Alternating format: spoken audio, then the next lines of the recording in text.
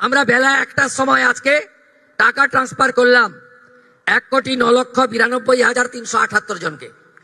আজকে রাত্রি 12টা পর্যন্ত বাকিরাও পোর্টাল আপলোড হতে হতে তাদের অ্যাকাউন্টেও টাকা ঢুকতে শুরু করবে।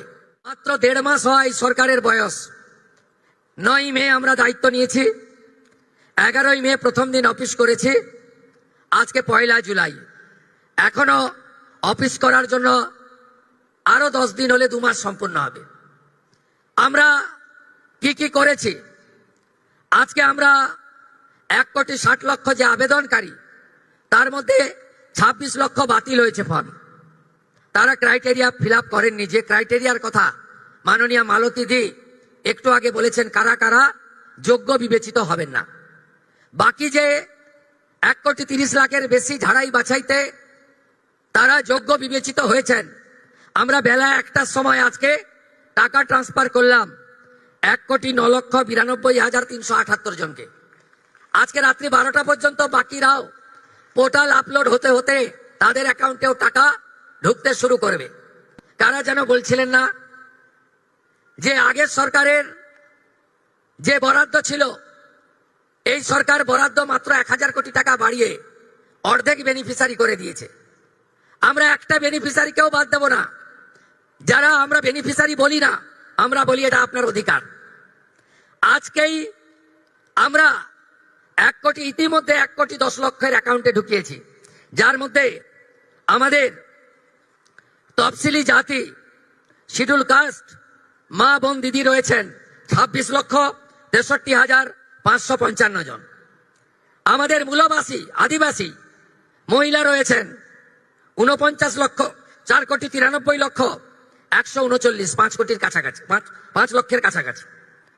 বেনিফিশিয়ারি ফ্রম হিল, পাহাড়ি এলাকা, দার্জিলিং, কালিম্পং, কার্শিয়াং, ওখানকারও আমাদের নেপালি, গোর্খা বোন এবং দিদি, তারা ইতিমধ্যে অ্যাকাউন্টে পেয়ে গেছেন 1,22,628 জন।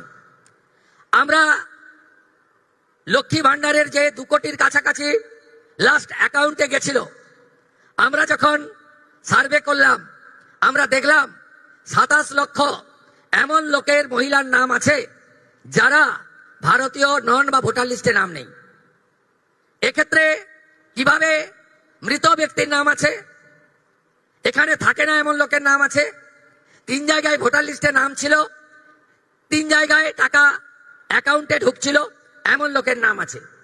আমরা এই লোকেদের নাম কাট কেটেছি, কারণ সরকারের টাকা ভারতীয় ছাড়া অন্য কেউ পেতে পারে না, কোনো অভারতীয় পেতে পারে না।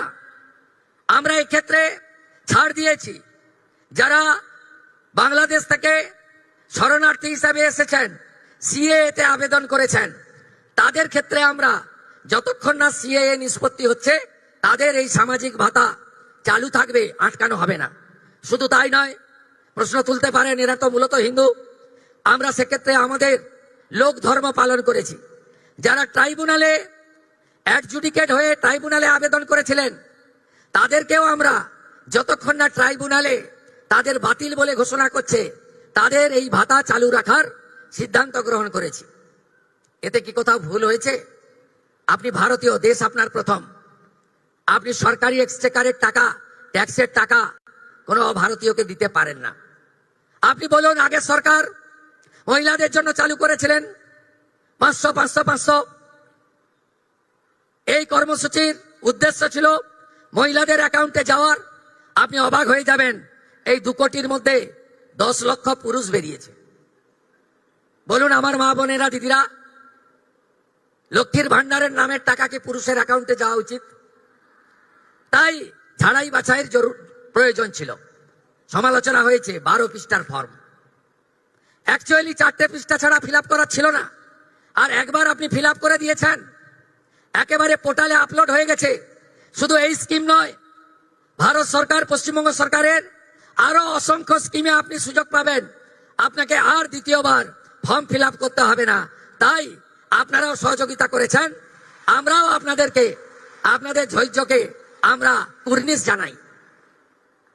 আমরা 4 দিন ব্যাপী যে জনকল্যাণ শিবির করেছিলাম, এই জনকল্যাণ শিবিরে 8,15,000 দিদি এবং বোন অন্নপূর্ণা যোজনায় নাম নথিভুক্ত করেছিলেন। খুশির খবর, আজকে যাদেরকে টাকা ট্রান্সফার হলো তাদের মধ্যে জনকল্যাণ শিবিরে আসা 8,15,000 প্রত্যেকেই তাদের অ্যাকাউন্টে টাকা পেলেন।